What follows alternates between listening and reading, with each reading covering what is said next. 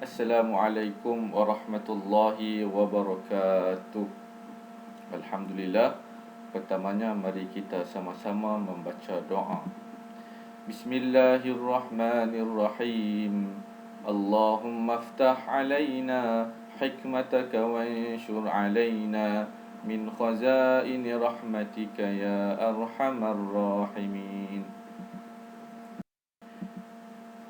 سبحانك لا علم لنا إلا ما علمتنا إنك أنت العليم الحكيم علم الإنسان ما لم يعلم وصلى الله على سيدنا محمد وعلى آله وصحبه وبارك وسلم والحمد لله رب العالمين اللهم آمين. InsyaAllah hari ini kita akan meneruskan pelajaran kita iaitu Aqidah. Aqidah tahun 3 bersama dengan saya Hafizi bin Omar, dan kita sekarang ini berada pada tajuk Islam dan Sains. Islam dan Sains terbahagi kepada dua, iaitu flora dan fauna. Tetapi hari ini kita akan melihat dari sudut fauna, iaitu haiwan. Perkaitan Islam dengan sains. Islam adalah agama ciptaan Allah yang lengkap dan sempurna. Segala peraturan dan undang-undang yang merangkumi seluruh kehidupan manusia dan alam sejagat. Apakah perkaitan Islam dengan sains yang seterusnya? Jadi mari kita lihat. Dalam Al-Quran, Allah menceritakan keseluruhannya tentang kehidupan manusia, haiwan, tumbuh-tumbuhan dan keseluruhan alam ini. Daripada kita kata langit, bintang, cakrawala di atas sana, kan, semuanya diceritakan oleh Allah di dalam Al-Quran. Berkaitan dengan bumi yang kita sedang duduk sekarang ini, berkaitan dengan bintang yang malam memberi cahaya kepada kita, bulan yang memberi cahaya dan petunjuk kepada kita, matahari, alam cakrawala dan keseluruhannya ini kita namakan ia sebagai flora, iaitu tumbuh-tumbuhan, atau fauna, haiwan. Semuanya berkaitan dengan apa yang diceritakan di dalam Al-Quran. Kalau kita kata dalam bumi ini ada tak tumbuh-tumbuhan? Ada tak haiwan? Ada. Di alam sana tentang alam bintang dan alam cakrawala, semuanya diceritakan oleh Allah Subhanahu Wa Taala di dalam Al-Quran. Namun pada hari ini kita akan mempelajari apakah kaitan Islam dengan sains yang kita semua belajar. Tak kisahlah di sekolah kebangsaan ataupun di sekolah-sekolah kafah ataupun sekolah agama yang kamu semua masuk. Okey. Seterusnya, haiwan merupakan makhluk ciptaan Allah yang bernyawa seperti manusia. Haiwan pun dia bernyawa seperti manusia, macam kita, kan? Okey. Manusia dan haiwan mempunyai hubungan antara secara langsung dan tidak langsung. Bagaimana kita kata manusia dan haiwan ini mempunyai hubungan? Contoh, haiwan dia memerlukan kepada makanan dan manusia memerlukan makanan, iaitu haiwan. Jadi ada hubungan antara secara langsung dan tidak langsung antara manusia dan juga haiwan. Haiwan tidak mempunyai akal untuk berfikir, berbeza dengan manusia.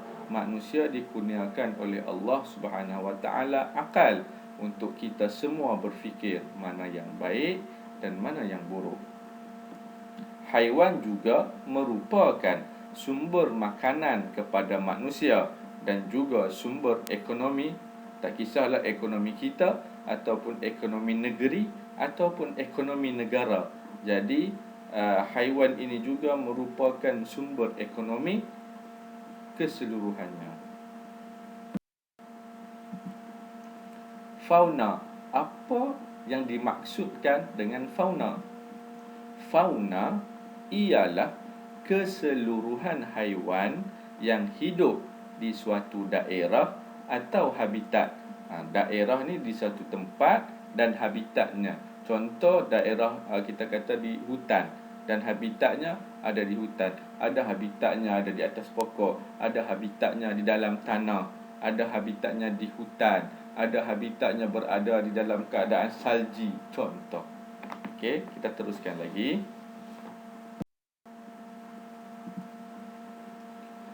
Haiwan di dalam Al-Quran. Mari kita lihat antara contoh-contoh nama-nama haiwan yang disebutkan di dalam Al-Quran.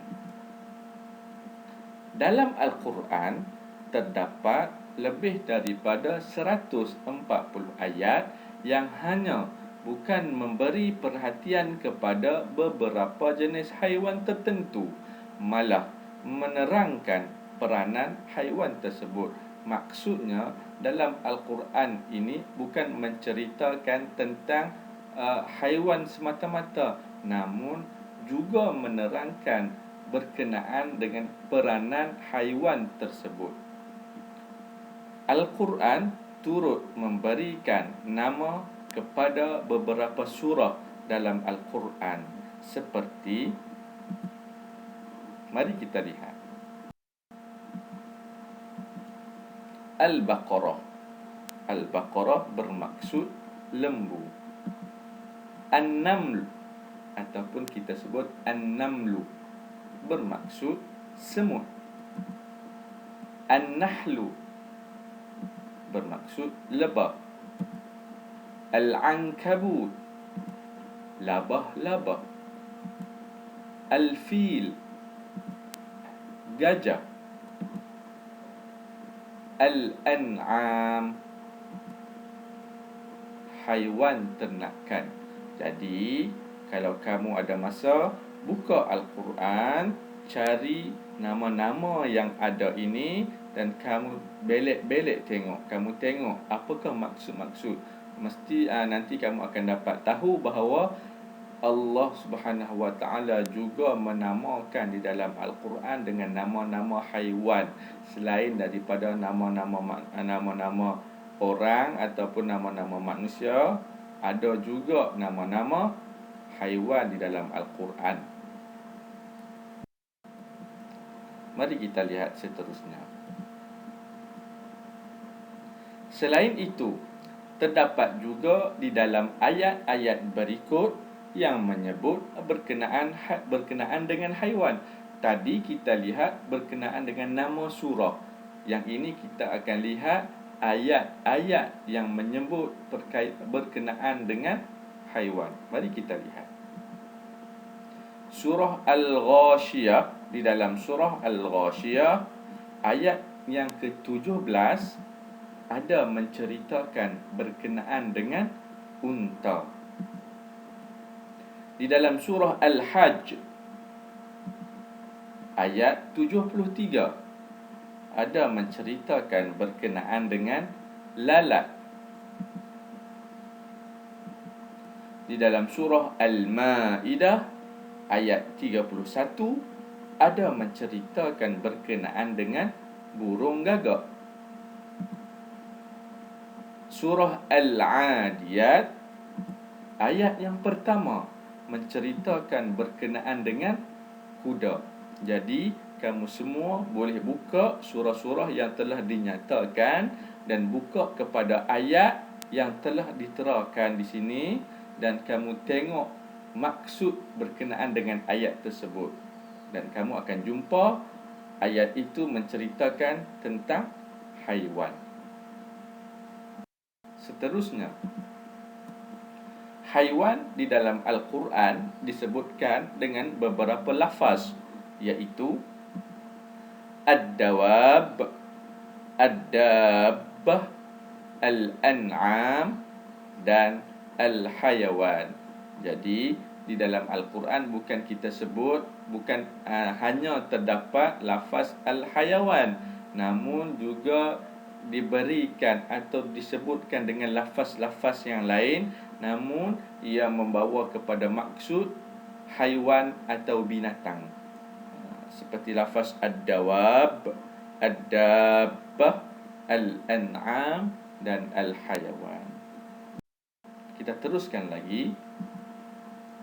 Penciptaan haiwan dan kewujudan Allah Subhanahu wa taala. Mari kita lihat. Firman Allah Subhanahu wa taala di dalam surah An-Nur ayat 45. A'udzu billahi minasy syaithanir rajim. Wallahu khalaqa kulla dabbatin فمنهم من يمشي على بطنه ومنهم من يمشي على بطنه ومنهم من يمشي على رجلين ومنهم من يمشي على إن الله على كل شيء قدير. Mari kita lihat sama-sama maksudnya. Dan Allah menciptakan tiap-tiap haiwan yang bergerak itu dari air. Maka sebahagian di antara mereka menjalar atas perutnya, dan sebahagian di antaranya berjalan dengan 2 kaki, dan sebahagian lagi berjalan dengan 4 kaki. Allah menciptakan apa sahaja yang Ia kehendaki selain dari yang tersebut, kerana sesungguhnya Allah Maha Kuasa atas tiap-tiap sesuatu. Jadi apa yang dapat kita fahami daripada ayat yang telah dibacakan tadi, dia menciptakan terdapat haiwan yang bergerak yang bergerak dari air, berenang. Ada sebahagian yang menjalar atas perutnya seperti ular. Ada sebahagian di antaranya berjalan dengan 2 kaki. Ada sebahagian lagi haiwan berjalan dengan 4 kaki. Jadi kesemuanya itu telah diceritakan oleh Allah Subhanahu wa taala di dalam Al-Quran. Jadi kamu boleh buka surah An-Nur ini ayat 45 dan kamu boleh baca dia punya tafsir ini. Mudah-mudahan dapat memberikan kepada kamu manfaat untuk kamu memahami bukan sahaja pelajaran kita, bahkan kita boleh memahami berkenaan dengan ayat Al-Quran. Kita teruskan lagi. Ayat di atas menunjukkan kepada kita bukti kekuasaan serta kebesaran Allah menciptakan pelbagai haiwan. Apa bukti kekuasaan Allah? Allah menciptakan ada haiwan yang berada di air, ada yang di darat, ada yang menjalar dengan perutnya, ada yang berenang, ada yang menggunakan 2 kaki, ada yang menggunakan 4 kaki. Itu adalah bukti dan tanda kekuasaan Allah Subhanahu wa taala. Yang kedua, haiwan yang hidup di darat berjalan menggunakan kaki dan menjalar menggunakan perut. Ada haiwan yang hidup di darat ni, ada dia menggunakan kakinya untuk bergerak dan ada yang menggunakan perutnya untuk bergerak. Jadi itu adalah kaitan antara sains haiwan yang kita belajar dan dari sudut Islam itu sendiri, daripada bukti kekuasaan Allah yang terdapat di dalam Al-Quran. Yang seterusnya, haiwan yang hidup di air bergerak dengan cara berenang menggunakan ekor dan sirip. Jadi kita boleh bayangkan bagaimana seekor ikan yang hanya ada ekor dan siripnya boleh bergerak-gerak, dan ia bernyawa melalui insang, bukan melalui hidung seperti manusia biasa. Jadi dengan cara itu kamu lihat, bila kita lihat ikan yang berada di dalam laut ataupun yang kamu bela di dalam akuarium itu adalah bukti berkenaan dengan kebesaran dan kekuasaan Allah. Dari sudut Islam, kita kaitkan dengan sains yang kita belajar. Kerana apa? Kerana Islam dan sains itu tidak boleh dipisahkan. Ia bersaling, bersangkut paut. Jadi memahamkan kita dari sudut sains dan memahamkan kita dari sudut Islam. Kita teruskan lagi. Haiwan ada 3 jenis habitat. Pertama, ada haiwan yang habitatnya di air. Ada haiwan yang habitatnya di darat. Dan ada haiwan habitatnya dua alam. Air dia boleh duduk, darat pun dia boleh duduk. Hidupan di air. Jadi, kesemua hidupan di air bernyawa menggunakan insang bagi mendapatkan oksigen. Antara contoh haiwan yang berada di air, kamu pun boleh Google sendiri, cari di Google, dan kamu pun mengetahui apakah haiwan yang berada di air. Antaranya ikan, bermacam-macam jenis ikan lah. Kalau kita sebut semua jenis ikan, semua berenang di air menggunakan insang bagi mendapatkan oksigen. Penyu, ada macam tapak Sulaiman, ada kuda laut, kan, ada macam-macam lah. Ada belut, ada ketam, ada sotong, ada udang, ada obor-obor. Semua ini berkaitan dengan haiwan ataupun hidupan yang berada di air. Kita teruskan lagi. Hidupan di darat.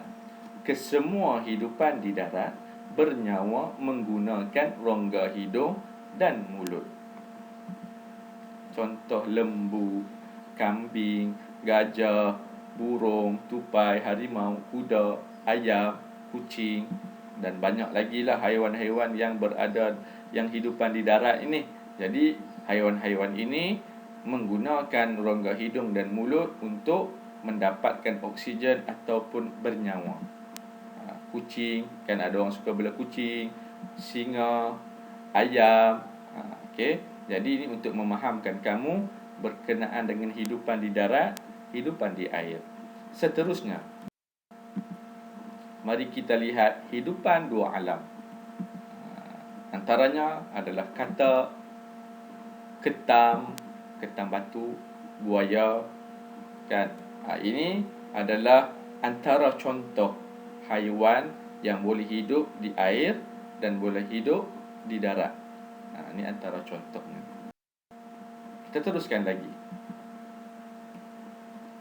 Haiwan yang diciptakan Allah mempunyai pelbagai ciri dan sifat tersendiri. Contohnya, kuda dapat berlari laju. Ikan boleh bernafas dalam air. Burung mempunyai sayap untuk terbang. Ular menjalar atas perutnya dan lain-lain lagi. Jadi, setiap haiwan ini ia mempunyai ciri dan sifat yang tersendiri. Contoh, kalau kita kata singa, harimau, kan, harimau bintang, sifatnya adalah menerkam. Contoh, menerkam, kan, dia membaham, kan, dia pun berlari laju. Itu adalah contoh. Okey, kita teruskan lagi. Kelompok haiwan dikenali melalui habitat dan cara pemakanan. Terdapat haiwan yang makan daging sahaja, ada haiwan yang memakan tumbuhan sahaja, dan terdapat haiwan yang memakan kedua-duanya. Ada haiwan dia makan tumbuhan sahaja, ada haiwan dia makan daging sahaja, ada haiwan yang makan daging dan tumbuhan sekali. Teruskan lagi. Seterusnya, kita berhenti dahulu pada kenyataan yang tadi. InsyaAllah kita akan sambung di lain waktu dan di lain hari. Semoga apa yang kita belajar dan apa yang kita pelajari pada hari ini mudah-mudahan mendatangkan manfaat dan kefahaman kita berkenaan dengan kaitan sains dan Islam dari sudut haiwan. Jadi sains dan Islam ini tidak boleh berpisah. Memang tidak berpisah kerana dalam sains itu ada ilmu Islam, kan? Ada kaitan berkenaan dengan ayat Al-Quran dan saling berkait rapat antara kedua-duanya. Mudah-mudahan kamu semua beroleh manfaat dengan apa yang kita belajar pada hari ini. InsyaAllah kita akan berjumpa di lain hari dan di lain waktu. Ila liqa ma'assalamah. Wabillahi taufiq wal hidayah. Assalamualaikum warahmatullahi wabarakatuh.